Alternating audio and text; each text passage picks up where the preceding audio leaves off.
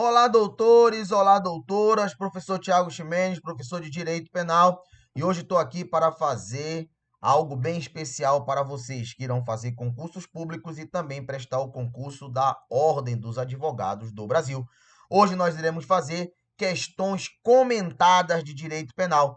Eu escolhi aqui 10 questões, o nosso top 10, para comentar com vocês sobre os temas que são bastante abordados nesses concursos. Ok? Sem mais delongas, vamos aqui para a nossa primeira questão, que está aí na tua telinha, sobre os crimes praticados por funcionário público contra a administração em geral.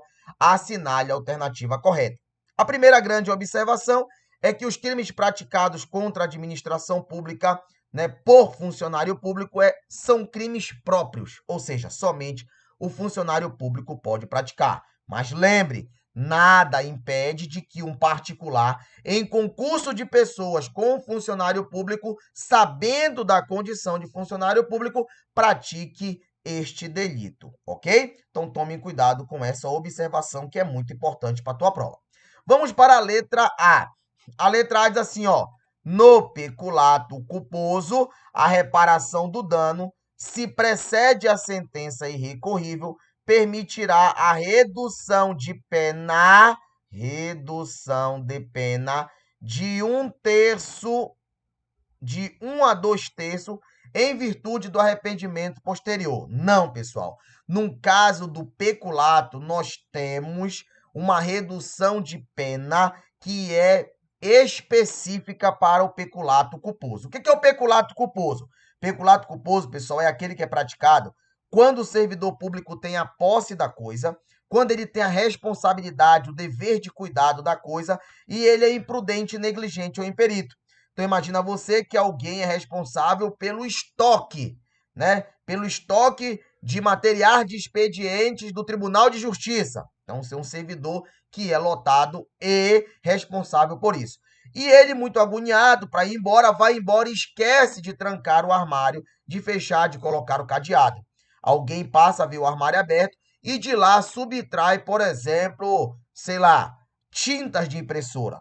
Nessa situação, esse servidor público, por ter sido negligente, ele irá ser responsabilizado pelo peculato culposo. Se ele pagar os tubos de tinta, os cartuchos de tinta, antes do trânsito em julgado da sentença condenatória, o que é que vai acontecer? Ele, então, extingue a sua punibilidade. O que vai acontecer é uma extinção de punibilidade. Agora, se ele só pagar os cartuchos de tinta após o trânsito em julgado, a pena dele será reduzida pela metade. Pena reduzida pela metade. Esses são os benefícios que aquele que pratica o peculato culposo, deixando bem claro, culposo, poderá ter. Lembrando que o arrependimento posterior também é uma causa de diminuição de pena, mas uma causa geral, mais ampla, que só é aplicado para aqueles crimes sem violência ou grave ameaça. E que só não está sendo aplicado no peculato porque existe um artigo específico para diminuir a pena do peculato. Então, aqui, nós partimos para o princípio da especialidade. Se tem algo específico para o peculato, não há que se aplicar algo geral, ok?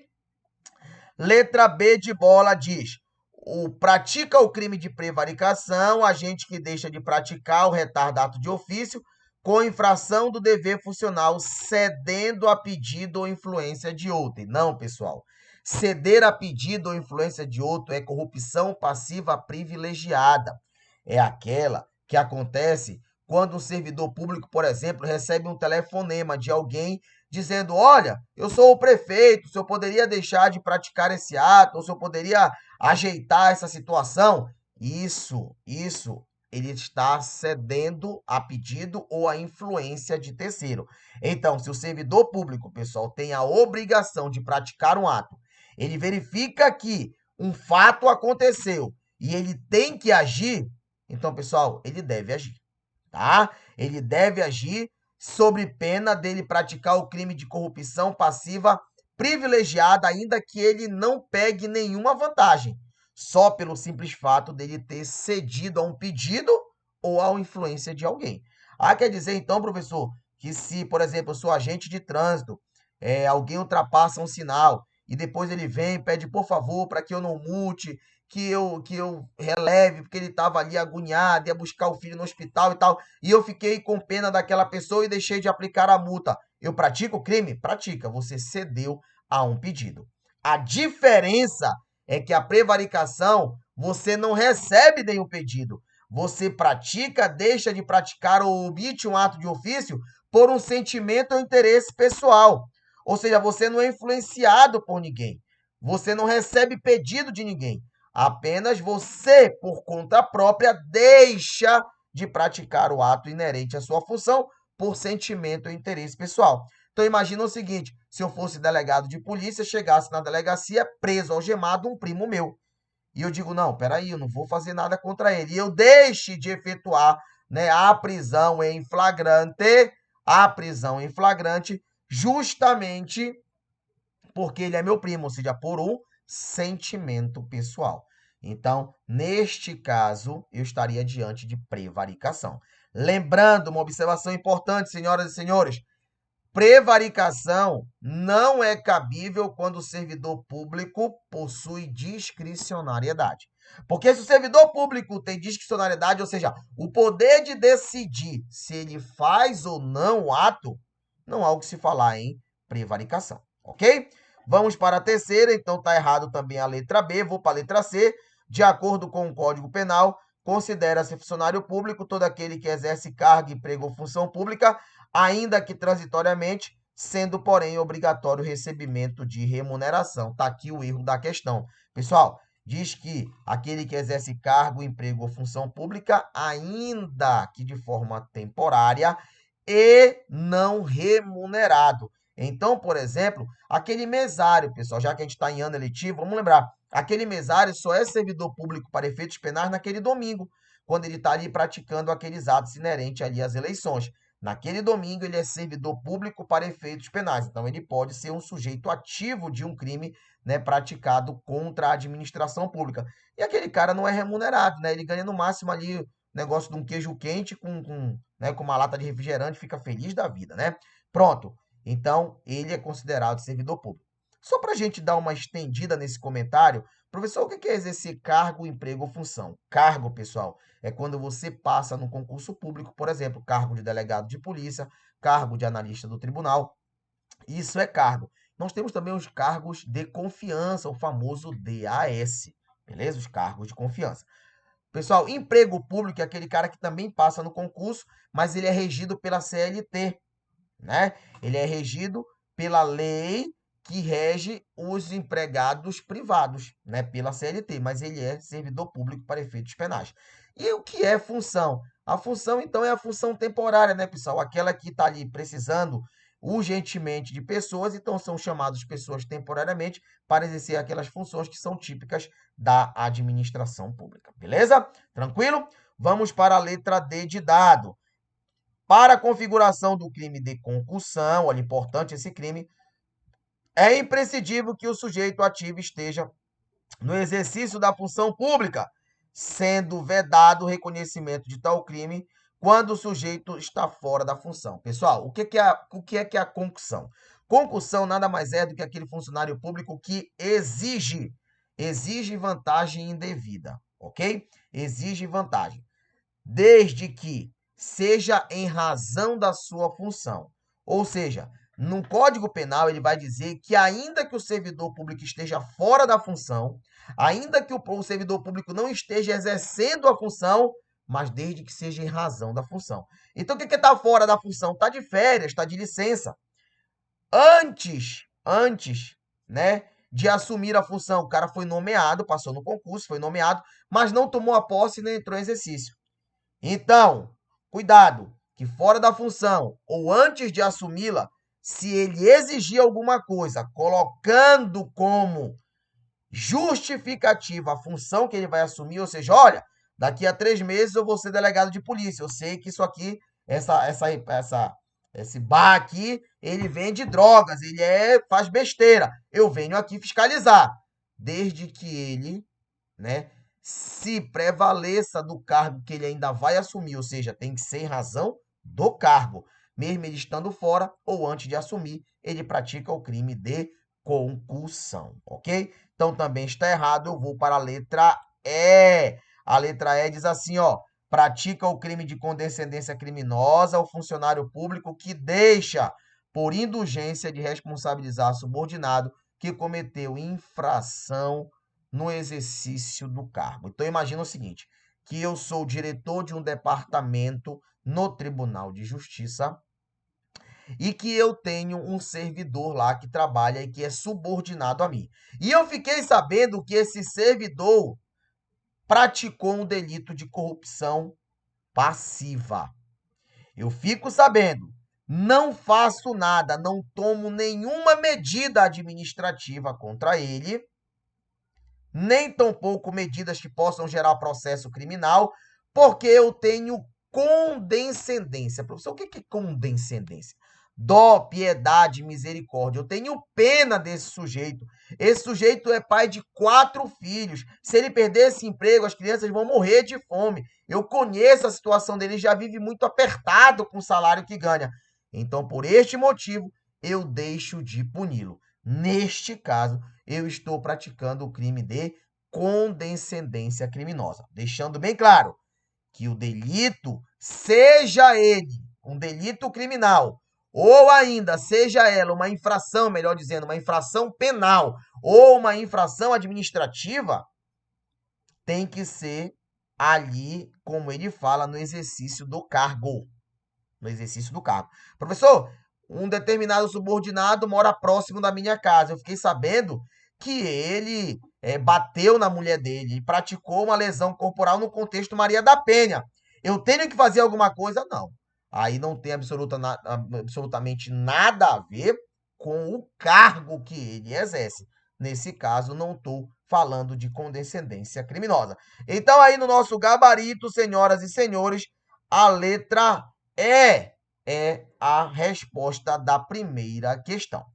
Vamos para a segunda, sem muita delonga, porque temos aqui 10 questões para serem comentadas. Vamos aqui subir um pouquinho, subir mais um pouquinho e vamos aqui.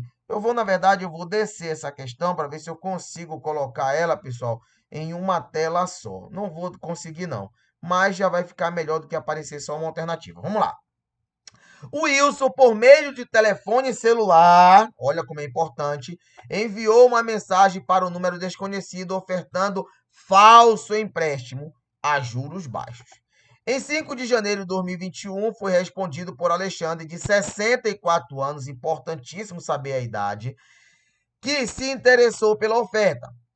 Para concretizar o empréstimo, o Wilson solicitou os dados pessoais e bancários de Alexandre, com senhas, além de um depósito inicial de R$1.000. Diante da oferta, Alexandre passou todas as informações por mensagens e realizou o depósito. Para sua surpresa, no mesmo dia, Alexandre observou que em sua conta bancária o empréstimo consignado no valor de R$12.000, bem como uma transferência para a terceira pessoa mediante Pix no valor de R$13.145, o que deixou sua conta negativa em R$1.145. Após esse evento, Wilson não respondeu aos contatos de Alexandre. Com a investigação policial, confirmou-se a autoria e a existência do delito. Vamos lá para a nossa brincadeira aqui, pessoal. Primeiramente que delito é esse que eu induzo, que eu engano uma pessoa? Você verificou em uma questão que o sujeito ativo está enganando alguém, está induzindo alguém ao erro, está mantendo alguém em erro. Eu estou diante do delito de estelionato, lá do artigo 171 do nosso Código Penal. Legal. O que é muito importante nós sabermos aqui? Se esse estelionato, por algum motivo, tem causa de aumento de pena ou não. Notem que nós temos uma figura que é bem nova, a figura da fraude eletrônica, que é o estelionato praticado por meios eletrônicos, por meios da computação. Nesse caso, note, ele usa um telefone celular, ele se vale de aplicativos, ou seja, eu estou diante de uma fraude eletrônica. E no caso dessa fraude eletrônica, o que vai acontecer, professor?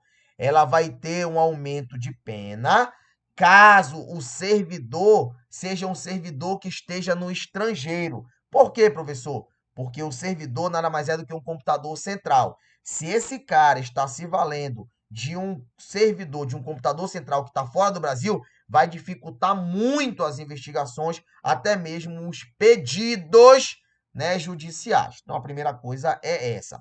Outra coisa interessante é, existe causa de aumento de pena? Existe causa de aumento de pena. Quando? Quando é praticado contra pessoas maiores de 60 anos. Existe causa de aumento de pena quando é praticado por pessoas maiores de 60 anos. Nesse caso, a vítima tem 64. Então, aqui eu tenho uma fraude eletrônica com causa de aumento de pena pela idade do sujeito passivo do crime. Beleza, professor? O que é importante, além disso, de eu saber para minha prova? Duas coisas importantes. Pessoal, o estelionato, atualmente, em regra, ele é um crime de ação penal pública condicionado à representação do ofendido. Então, a primeira coisa é, crime de ação penal pública condicionado à representação é a regra do crime de estelionato. Porém, existem as exceções. E isso é a segunda coisa. Ou seja, se o sujeito passivo tiver mais de 70 anos, se o crime for praticado contra criança, contra adolescente, ou ainda se o crime é praticado contra doente mental ou contra os órgãos aí da administração pública direta e indireta. Nesses casos, o crime será de ação penal pública incondicionada, mas a regra é que seja condicionada à representação. Então, olha só o que diz a letra A. Ao induzir Alexandre em erro para obter vantagem, Wilson praticou o crime de estelionato, para o qual a pena é de 1 a 5 anos. Nessa situação, indispensável. Que foi estelionato? Foi. Mas não foi estelionato com pena de 1 a 5 anos, que é o estelionato do caput, que é o estelionato simples. Não foi. Wilson praticou o crime de furto mediante fraude com reclusão de 2 a 8 anos. Então, note uma coisa.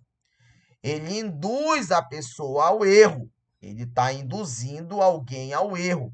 Esse alguém oferece, esse alguém dá para ele as senhas.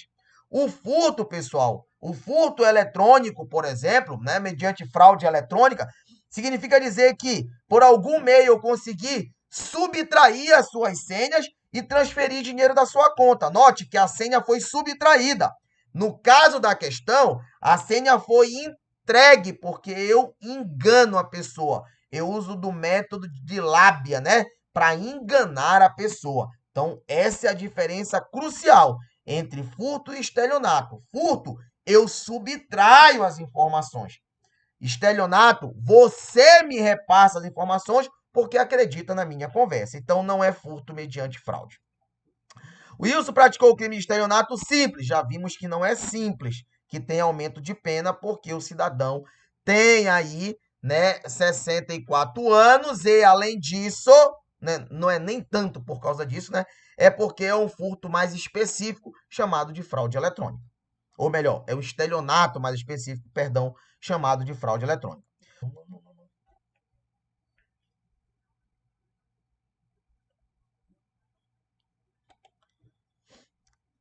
Letra D. Wilson praticou crime de fraude eletrônica com pena de reclusão de 4 a 8 anos e multa majorada de 1/3 ao dobro. Nessa situação é dispensável a representação da vítima. Nós já falamos sobre isso, é exatamente, né, o que traz a questão. É um crime de fraude eletrônica, que é uma espécie de estelionato, né, praticado por meios eletrônicos. E aqui nós temos muito claramente o aumento de pena porque o cidadão tem mais de 60 anos. Então, quem tem mais de 60 anos tem essa causa de aumento de pena, ok? Em razão da idade. Perfeito, perfeito. Nós achamos a nossa resposta. O nosso gabarito aqui ficou a letra D, a segunda questão. Vou para a terceira questão. Diz assim, ó. Adalberto decidiu matar seu cunhado em face de constantes desavenças, especialmente financeiras, pois eram sócios em uma empresa e estavam passando por dificuldades. Preparou seu revólver e se dirigiu até a sala que dividiam na empresa. Parou em frente ao inimigo e apontou a arma de fogo em sua direção. Mas antes de acionar o gatilho, foi impedido pela secretária, que ao ver a sombra pela porta decidiu intervir e impedir o disparo. Em face do ocorrido, pode-se afirmar que Adalberto poderá responder. Olha só, pessoal. Qual era a intenção? Qual era o dolo do Adalberto? Era matar. Então, de primeiro, eu estou aqui diante de um possível delito de homicídio. Mas, professor, ele matou? Não, ele não matou. Agora, o porquê ele não matou? Foi uma decisão dele? Ele teve uma desistência voluntária? Ele desistiu voluntariamente de atirar? Não, professor, não é esse o caso. Aqui, ele foi impedido pela secretária. Então, note, se ele foi impedido pela secretária, eu estou diante de alguém, um terceiro, que interviu na conduta que seria uma conduta criminosa. Agora eu tenho a interferência de terceiro. E o que é que diz a tentativa? Tentativa se dá quando o crime não se consuma por situação alheia à vontade do agente. Foi exatamente o que aconteceu aqui. Situação alheia à vontade do agente. Como o dolo inicial era de matar, era o homicídio, eu estou aqui diante de um crime de tentativa de homicídio. Letra B de bola. Nossa questão aqui, então, tentativa de homicídio. Agora, então, vamos partir para a nossa quarta questão. Então, quarta questão diz: considere a seguinte situação hipotética. Joana, pessoa muito pobre, sem marido e com 2 filhos menores, cuja renda familiar total é de R$ 120 por mês, após sacar R$ 40 do programa Bolsa Família, pegou um ônibus para voltar para sua casa. Dentro do coletivo, João, de 30 anos de idade, lanceiro, conhecido da polícia, mediante extrema habilidade manual, conseguiu subtrair todo o valor do bolso da calça de Joana, sem que esta percebesse neste caso. Olha só, eu estou aqui diante de alguém que subtraiu. Pessoal, é muito importante que você, ao ver uma questão, procure de imediato o núcleo do tipo penal, ou seja, o verbo que compõe o tipo. Subtrair é um verbo típico ou do furto ou do roubo. Porém, o roubo tem violência ou grave ameaça. Nesse caso, você vê que não teve violência ou grave ameaça. Na verdade, esse cara tinha extrema habilidade, ou seja, ele tinha destreza. Isso é extrema habilidade, é o famoso mão leve. Tira a coisa de você e você nem percebe. Professor, há aqui o que se falar em princípio da insignificância? E aí, pessoal, muito importante, note que a Joana só ganhava R$ 120 por mês e que R$ 40 era significante para ela, apesar de ser um valor baixo. Apesar de que o juiz poderá aplicar o furto privilegiado se ele for primário, porque a coisa é de pequeno valor, ela não ultrapassa o salário mínimo. Mas a insignificância não tem como aplicar, porque neste caso a vítima é também analisada e para ela não é insignificante. Ou seja, um dos elementos que o STF pede para ser analisado não é preenchido em razão aqui das condições financeiras da vítima. Neste caso, pessoal, eu estou diante de um furto. A grande pergunta é: furto simples ou é um furto qualificado? Pessoal, a destreza, aquela mão leve, aquela extrema habilidade em tirar o objeto sem que você perceba, sem que você sinta, qualifica o furto. Agora, tome cuidado com uma coisa. Imagina você numa seguinte situação, que alguém está caminhando, vem aí um lanceiro, aquele cara, né, acostumado a puxar a carteira das pessoas sem as pessoas perceberem, puxa a carteira de alguém e esse alguém não percebe. Mas quem está atrás dele vê o ato. quem entrar atrás dele percebe o furto. Pergunto a vocês, é considerado destreza nesse caso?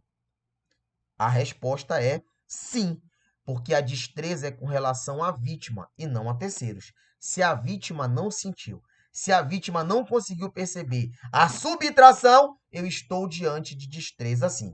Então, nessa situação aqui, eu estou diante de um crime de furto qualificado. Nossa alternativa correta é a letra B, também de bola. Um dia antes. Não. Vamos lá. Quinta questão, pessoal. Camila foi vítima do delito de injúria, tendo esta 6 meses para ingressar com a queixa-crime a partir do momento em que conheceu o autor do fato. A autoria foi descoberta no dia 11 de janeiro de 2021, uma segunda-feira. Nessa situação, o prazo de Camila será... Aqui eu estou falando de prazo penal, pessoal. E como é que conta o prazo penal?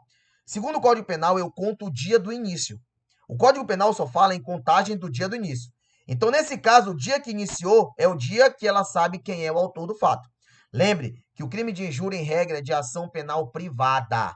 Ação penal privada, ok? Então, tome muito cuidado com isso. O crime de ação privada, você tem 6 meses para representar a partir do momento que você sabe quem é o autor do fato. E como se dá essa representação? Por meio de queixa-crime. Por meio de queixa-crime. Você contrata um advogado e ele ingressa com uma queixa-crime. Mas a doutrina vem e diz, olha, o Código Penal só diz para contar o dia do início. Porém, você deve excluir o último dia. Então, se determinado crime aconteceu dia 10, você começa a contar do dia 10 daquele mês até o dia 9 de 6 meses depois. Então, nesse caso aqui, ó, foi dia 11, né? 11 de janeiro. Então, vamos lá? 11 de fevereiro, 11 de março, 11 de abril, 11 de maio, 11 de junho, 11 de julho. Professor, 11 de julho eu tiro um dia, não é? É, tiro o último dia. Então fica 10 de julho. 10 de julho. Mas, professor, dia 10 de julho caiu num sábado. Como é que eu acho?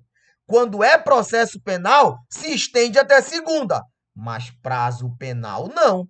Se cair no sábado, você ainda deve diminuir, na verdade, né? Um dia e vir para sexta-feira. Nesse caso, muitos marcariam aqui, né? 10 de julho, mas ele deixa bem claro do lado, 10 de julho é um sábado. Então, eu tenho que ingressar, pessoal, no dia útil. Eu vou ingressar, então, no dia 6 de julho, justamente porque caiu no sábado. Então, cuidado, eu diminuo um dia.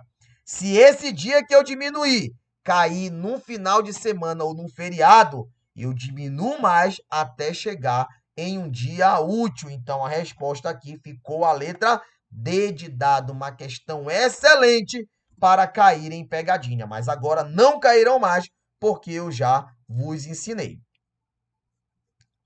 Sexta questão.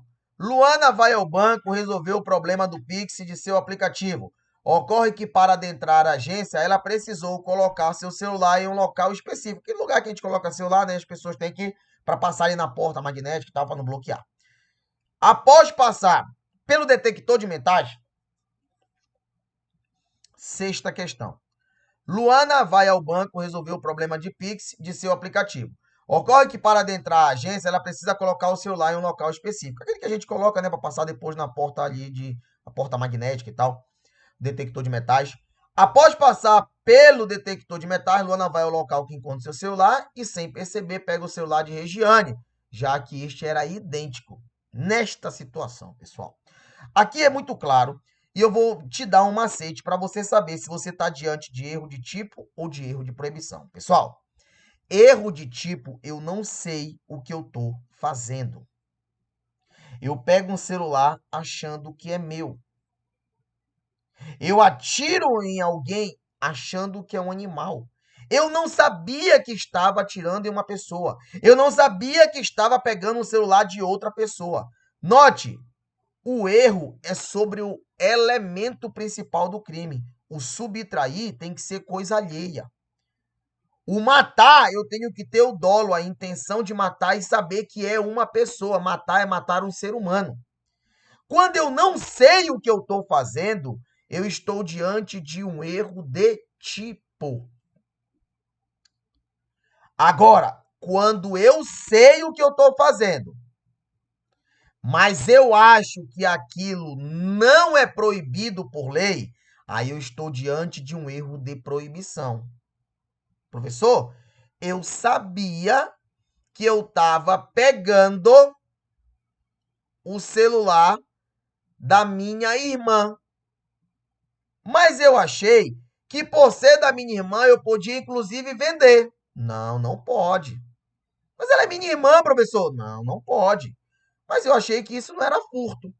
Então note, neste caso, você está errando sobre a lei. Você acha que a sua conduta não é criminosa pelo fato dela ser a sua irmã. Não é bem assim. Ponto. Aqui eu tenho erro de proibição. O exemplo que eu mais gosto, pessoal, porque cai muito em prova, é o exemplo da situação do estupro. Então imagina o seguinte aqui para a gente fixar bem erro de tipo de proibição. Imagina que eu estou numa festa onde só pode entrar pessoas maiores de 18 anos. Lá eu conheço uma moça que tem uma estatura física de uma mulher.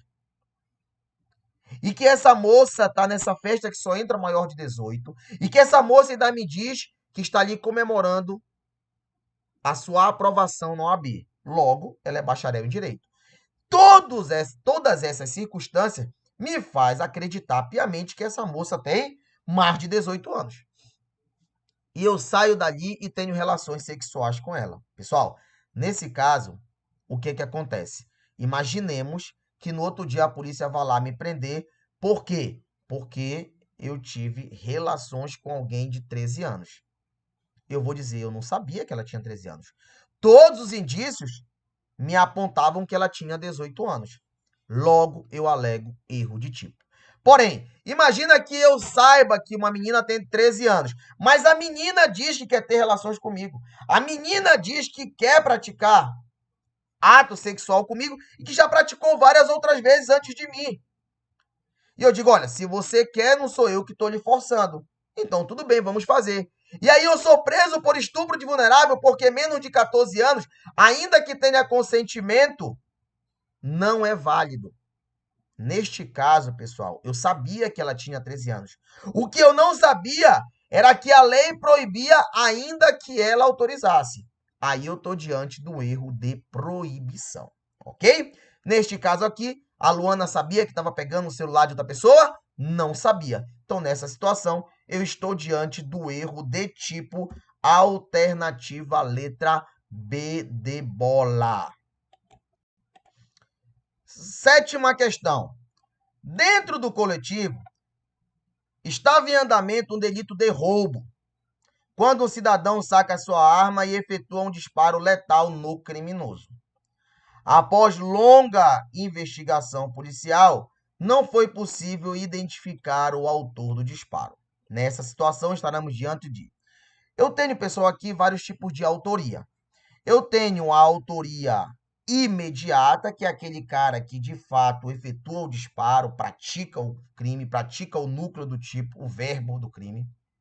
Eu tenho a autoria mediata, que é aquele que se vale de outra pessoa para praticar, como, por exemplo, é o caso do erro praticado por terceiro, onde eu faço um terceiro errar. Eu sou médico, quero matar determinado paciente e eu faço com que uma enfermeira injete uma substância letal naquele paciente. Eu uso a enfermeira sem que ela saiba que está sendo usada por mim para matar o paciente. Então, eu sou autor mediato. Beleza? Eu tenho também, pessoal, a autoria colateral, que acontece quando duas pessoas, sem uma conhecer da outra, têm o mesmo objetivo. Então, imagina que duas pessoas querem matar um determinado cidadão. Um, sem saber do outro, se esconde de lados opostos de uma rua e quando aquele inimigo passa, os dois atiram ao mesmo tempo. Isso é autoria colateral. A autoria incerta vai se dar quando nessa autoria colateral não é possível identificar qual dos dois atirou, qual dos dois matou, melhor dizendo. Sabemos que ambos atirou, mas não sabemos quem foi que matou. Aí, nesse caso, vai ser tentativa para os dois, porque para beneficiar aquele que não matou. Muito bem. E nós temos a autoria desconhecida, pessoal, a autoria ignorada, que ninguém sabe quem é. É o motoqueiro fantasma, é o carro prata, sabe lá Deus quem é que está dentro do carro, quem está pilotando a moto, matou, foi embora, sumiu e ninguém nunca soube.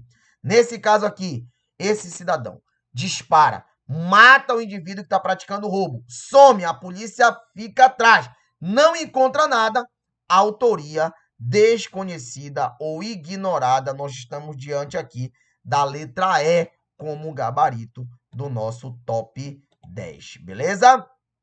Vamos lá. Paulo é dono de uma loja de compra e venda de veículos usados. Procurado por um cliente interessado na aquisição de um Audi Q7 e não tendo nenhum similar para vender, Paulo promete ao cliente que conseguirá o modelo no prazo de 7 dias. No dia seguinte, Paulo verifica que um carro do mesmo modelo pretendido se achava estacionado no pátio do supermercado. Assim aciona Júlio e Felipe. Muito bem. Conhecidos furtadores de carros da localidade, prometendo a eles adquirir os veículos após a sua subtração pela dupla, logo pensando na venda vantajosa que faria para o cliente interessado. Júlio e Felipe, tranquilos com a venda que seria realizada, subtraíram o carro referido e Paulo efetuou a compra e o pagamento respectivo. Dias após, Paulo vende o carro para o cliente. Todavia, a polícia identificou a autoria do furto em razão de a ação ter sido monitorada pelo sistema de câmera do supermercado, sendo o veículo apreendido e recuperado com o cliente de Paulo. Paulo foi denunciado pela prática do crime de receptação qualificada e furto qualificado em concurso material. Confirmados integralmente os fatos durante a instrução, inclusive com a confissão de Paulo, sob o ponto técnico, cabe ao advogado. Questão típica aqui, né, de OAB. Pessoal, a receptação se dá quando eu adquiro, quando eu transporto, quando eu guardo um produto proveniente de crime e tenho alguma vantagem sobre isso. Então, eu compro um produto que é muito caro por um valor bem mais barato. Tive uma vantagem. Sabendo que aquele produto é de origem criminosa. Isso é receptação. Nesse caso, o Paulo aqui contrata o Júlio e o Felipe. O Paulo instiga, o Paulo induz o Júlio e o Felipe a subtraírem o carro. Na verdade, aqui nem é instigar, é induzir. Criou a ideia na cabeça deles. Ele induz o Júlio e o Felipe a subtraírem. Nesse caso, vocês conseguem perceber que o Paulo é partícipe de um crime. Que crime é? De furto. Professor, a pergunta é furto simples ou furto qualificado? Furto qualificado pelo concurso de pessoas, mais de dois ou mais integrantes. Então, aqui, ele não é receptador. Ele já fazia parte dos planos criminosos antes de receber. Então, nesse caso, o advogado vai dizer, não, excelência. Aqui não tem concurso material. Não foram 2 crimes praticados. Aqui é apenas um. Ele é partícipe do crime de furto desde o início. Se ele adquiriu depois, ele já tinha participação. Aquele produto já era parte do crime que ele praticou. Então, não interessa se ele ficou com o carro. Aqui o senhor tem que levar em consideração somente o furto qualificado pelo concurso de pessoas. Não tem aqui 2. Por quê? Porque, nesse caso, o Código Penal diz, olha, só vai ser receptação quando você não for o partícipe ou o coautor do crime. Nesse caso, é bem claro, ele era partícipe.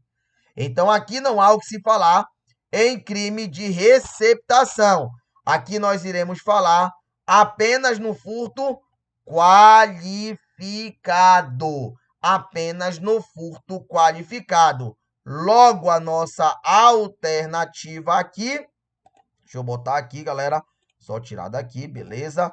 Botar aqui, Nossa alternativa para a 8ª questão é a letra C de casa. Vamos para a 9ª.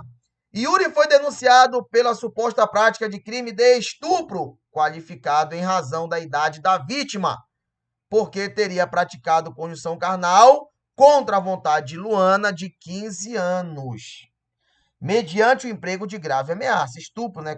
Constranger alguém mediante violência e grave ameaça para com ela manter relações sexuais ou, né, atos libidinosos. Conjunções carnais, melhor dizendo, ou atos libidinosos. No curso da instrução, Luana mudou sua versão e afirmou que, na realidade, havia consentido a prática do ato sexual, sendo a informação confirmada por Yuri em seu interrogatório. Considerando apenas as informações expostas no momento de apresentar as alegações finais, olha lá, já estamos nas alegações finais. Instrução e julgamento, né? Agora as alegações finais. A defesa técnica, você, advogado, de Yuri deverá pugnar por absolvição sobre o fundamento de que o consentimento de Luana. Pessoal, vou falar mais uma vez. Estupro tem que ter violência ou grave ameaça. Se a Luana está dizendo que consentiu, acabou. A dúvida que pode sobrar aí para vocês é, professor, mas ela é menor de idade. Pessoal, o estupro de vulnerável tem que ser menor de 14 anos. Se a vítima for menor de 14 anos, a violência é presumida. Logo, é crime ainda que haja consentimento dela. Ainda que ela tenha tido relações anteriores, não interessa. O crime acontece. Agora, se ela tem já 15 anos, ela tem mais de 14. Se ela tem mais de 14, pessoal, e consente, não há o que se falar em crime. Não existe tipificação no Código Penal para tal. Logo, o que nas alegações finais, depois desse testemunho, depois de ter desfeito, dizer, não, eu queria ter relações, o que o advogado vai alegar? Que o fato é o quê? Atípico. O fato é atípico, porque o fato só seria atípico se ela tivesse menos de 14 anos. Então, o fundamento ficou a letra C, que vai dizer o quê? A letra C, que vai dizer que fundamento para o reconhecimento da atipicidade da conduta. Lembrem, não esqueçam, toda vez que você for analisar um delito, para saber se foi crime ou não, você analisa o fato típico, a ilicitude e a culpabilidade. Para a 10ª e última questão. Acerca da desistência voluntária, arrependimento eficaz ou arrependimento posterior, crime possível ou préter doloso, assinale a opção correta. Então vamos lá o comentário, letra A. O denominado crime impossível ocorre apenas, cuidado com essa palavra apenas, né, pessoal? Viu apenas na tua prova, fica logo ligado. Na hipótese de absoluta ineficácia, no que se refere à produção do resultado desejado, do meio de execução utilizado pelo agente. Não, pessoal. Eu posso ter o crime possível por absoluta impropriedade do objeto ou absoluta ineficácia do meio. O que é o objeto? Aquilo que eu quero atingir. Imagine, matar alguém que está morto. O objeto é o morto, jamais eu vou conseguir. Absoluta ineficácia do meio. O meio que eu estou usando é ineficaz. Eu vou atirar em alguém com uma arma sem munição. Não existe isso. Não tem possibilidade de ela disparar. Não tem munição. Cuidado, pessoal, porque tem que ser absoluto. Se for relativo, ainda que seja 0,001% de chance, eu respondo pela tentativa. Então, imagina que eu pego uma arma com munição, mas essa arma já está guardada há 100 anos. Era do meu tataravô. Não interessa. Se tem munição, tem a possibilidade do disparo. Ainda que seja raro. Então, eu vou responder pela tentativa neste caso. Ok? Muito cuidado com esse tipo de questão. Tá? Beleza, então aqui a questão está errada porque não é somente pelo meio de execução absolutamente ineficaz. Também tem a absoluta impropriedade do objeto que leva a ter um crime impossível. Letra B. Caracteriza-se crime préter doloso ou préter intencional. O que é préter doloso? É aquele crime que o dolo é antes e a culpa é depois. Por exemplo, lesão corporal seguida de morte. O meu dolo é na lesão, mas a pessoa cai, bate a cabeça numa calçada e morre de traumatismo craniano. Ou seja, a morte vem em razão de culpa e não de dolo. Isso é crime préter doloso. Caso o agente cause o resultado mais grave do que desejado, em virtude da inobservância dos cuidados objetivos necessários. Crime préter-doloso. Inclusive na modalidade tentada. Pessoal, não cabe tentativa em crime culposo. Não tem como eu tentar ser imprudente, negligente ou imperito. Ou eu sou ou eu não sou. Já que não cabe a tentativa num crime culposo, também não cabe a tentativa em crime préter-doloso. Não cabe a tentativa em crime préter-doloso, porque o préter-doloso é dolo antes e culpa depois. E onde tem culpa não se admite a tentativa. Tá errado. Em se tratando de crime material, o que é crime material? É aquele que depende de um resultado naturalístico para acontecer. Por exemplo, o furto depende da subtração da coisa. O homicídio depende da morte do agente. Crimes formais são aqueles que têm resultado naturalístico, mas não depende dele para se consumar. Ou seja, a corrupção passiva. Só do agente público solicitar, o crime já está consumado, ainda que ele não receba nenhuma vantagem indevida. Ok? Não é que não tenha, é que não precisa para se consumar o crime. Ou seja, o recebimento da vantagem no caso da corrupção passiva é mero exaurimento. Vai ser levado em consideração na hora da dosimetria da pena somente. O crime já foi consumado com a simples solicitação. Ok? Crime de mera conduta é aquele, pessoal, que não tem resultado naturalístico. Somente a conduta é incriminada. Por exemplo, a violação de domicílio. Só de você entrar no domicílio sem as devidas autorizações, o crime já está consumado. Não teve nada natural, não vai ter nada naturalístico. Não teve nenhum prejuízo. Mas só a tua conduta já é considerada criminosa. Ok? Aí ele diz, é possível a aplicação da desistência voluntária e do arrependimento posterior. Pessoal, se o crime de mera conduta é um crime que só a conduta já é crime, como é que você vai ter aqui a situação da desistência voluntária? Como é que você desiste se o simples fato de você executar, entrar na casa, já executa e consuma ao mesmo tempo? Não tem como. A mesma coisa é o que é o arrependimento posterior. É aquela causa geral de diminuição de pena nos crimes sem violência ou grave ameaça. Desde que você restitua a coisa, ou você vai ressarcir o bem. Não tem o que se falar em restituição nos crimes de mera conduta, por exemplo. Então, eu não tenho como afirmar isso, logo a resposta está errada. Letra D. Para que se caracterize o arrependimento eficaz ou a desistência voluntária, a atitude do agente deve ser espontânea, ou seja, natural, sincera e verdadeira. Não, pessoal. Desistência voluntária e arrependimento eficaz, a lei pede que seja voluntária, ainda que não seja espontânea. Então, vou te dar um exemplo de voluntariedade. Eu vou matar alguém. Efetua um disparo, pega no joelho dessa pessoa. Ela não vai morrer, mas ela caiu ali no chão. Quando eu chego para dar um tiro na cabeça, a minha esposa grita, não faz isso, não vai prejudicar a tua vida por causa desse cara.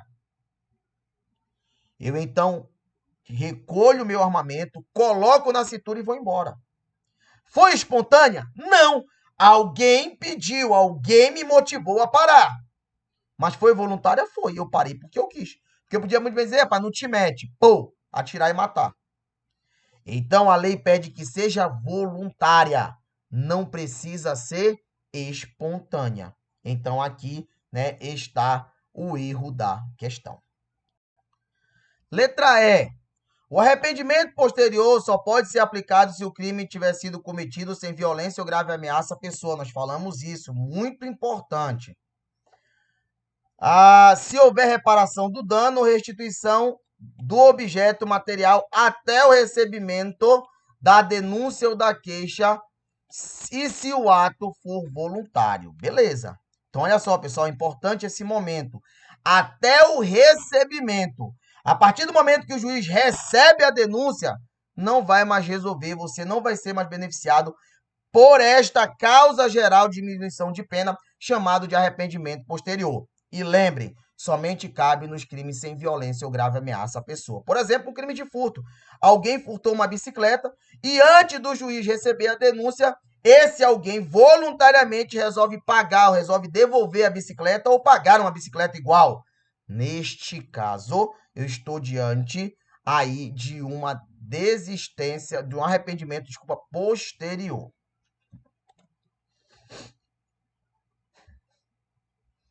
Letra E. O arrependimento posterior só pode ser aplicado se o crime tiver sido cometido sem violência ou grave ameaça à pessoa. Se houver reparação do dano ou restituição do objeto material até o recebimento da denúncia ou da queixa e se o ato do agente for voluntário. Perfeito! Lembre que o arrependimento posterior só cabe nos crimes sem violência ou grave ameaça. Por exemplo, eu furtei uma bicicleta.